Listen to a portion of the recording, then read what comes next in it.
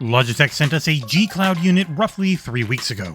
I was originally skeptical about a $350 MSRP Android tablet built into essentially an Xbox controller. After using the device for a few dozen hours though, I see the appeal. The quality is high and the battery life is incredible. There are some issues to go along with the positives. The interface needs work and performance on native Android titles can be a bit rough. This is marketed as a cloud device first and foremost though, and in that area it shines. So let's get into it in the XboxEra review of the Logitech G Cloud gaming handheld.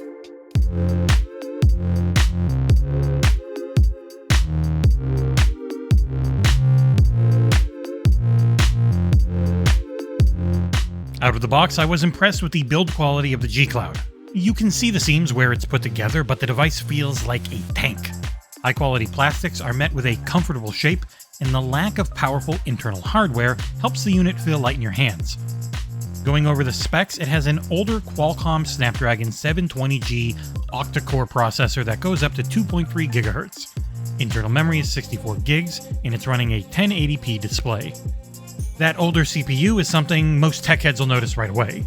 For a $350 item, you would hope for something newer, so that current mobile titles could take advantage of the full capabilities of the display.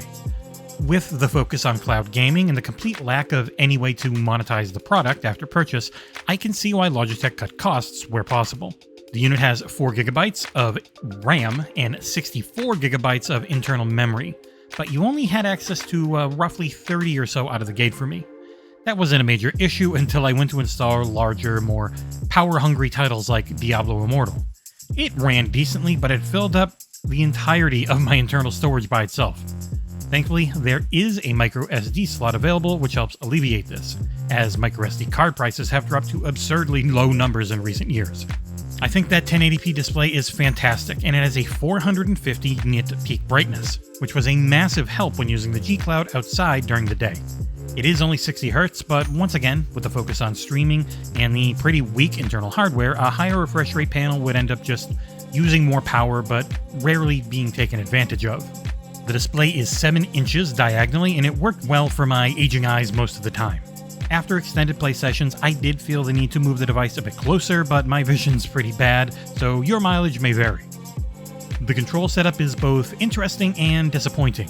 This is an Android device through and through, and Android doesn't really know how to interact with a controller all the time. Anything done at a system level that requires typing or use of any style of keyboard at all will make you use the touch controls. Even unlocking the device required me to tap in a code on a screen instead of being able to use the Xbox controller that is built into the sides of the unit.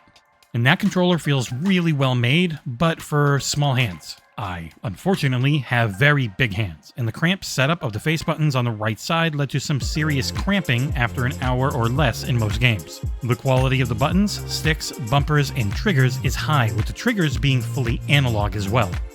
Connection-wise, both the Wi-Fi and Bluetooth never dropped from my router and earbuds respectively. And the biggest and best selling point of the device is its battery life. Logitech claims 12 plus hours, but in my usage, I routinely hit over 15 when the device was set to half screen brightness and volume. This, of course, while streaming games over Xbox Game Streaming or Steam. Playing Diablo Immortal did tear through my battery, going from 100% to 5% in about 5 hours. That's still damn respectable, and lowering the screen brightness at night made things last even longer. Let's move over to the software side of things. And Tencent built Logitech a launcher. You see an easy setup process which is familiar to anyone with an Android device. Microsoft, Logitech, and Tencent seemingly all work together to build a simplified UI launcher that allows only one app to run at a time. That's due in large part to the device only having those 4 GB of internal RAM for the system. It's clean looking on the front end, but it gets a bit messy when you dive deeper into it. I logged into my Google account that is tied to my phone. The G Cloud asked if I wanted to sync with my normal apps, and I said, sure, why not? Within 10 minutes, my device was full of everything I had installed currently on my phone. It was neat to see, but led to me deleting a ton of apps that are really only useful on a cellular-enabled device. The G Cloud is both North American only and Wi-Fi only, so apps like Waze and other on-the-go GPS-style applications were pretty useless. Another key issue is how long it takes to swap between the cloud gaming focused launcher and the regular Android tablet mode. It felt like no less than 20 button presses to get into the UI and swap between them when it should have been more of a two-step process, because there are home and G buttons on the device, which are how you navigate most of the UI functions without having to touch the screen. I hope they bring a swap between modes feature into one of these single button press menus in the future.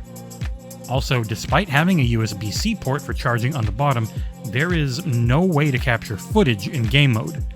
You can take snapshots easily enough, but capturing footage requires you to go into tablet mode, finding a third-party app to run in the background. Every one that I tried hurt performance pretty badly in stronger Android titles, but worked well enough while using cloud-based games. I would call my experience on the device functional. As a tablet, it works fine, but it has no built-in stand in the back, so if you're going to watch videos, you've got to hold it the entire time. For gaming use, you must use the touchscreen repeatedly for the UI whenever typing is involved, and further work with Android and Tencent to try and improve this is a must.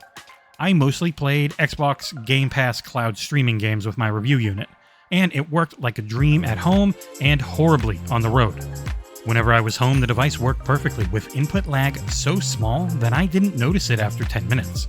At my sister-in-law's for Thanksgiving, it ran pretty terribly on their home internet. Every time I tried using it through a hotspot to my T-Mobile service, it refused to function on most 4G areas, and in a few of the 5G areas, I got input lag that was immediately noticeable. When it works, it feels native, but that required a very specific setup in my case and is an impossible thing to test beforehand for everyone. Wrapping things up, the Logitech G Cloud Gaming Handheld is a well-made device that feels like a proof of concept for what the future of mobile gaming could be. It's made by a company that doesn't own any of the application stores that function on it though, and that leads to that eye-watering $350 MSRP.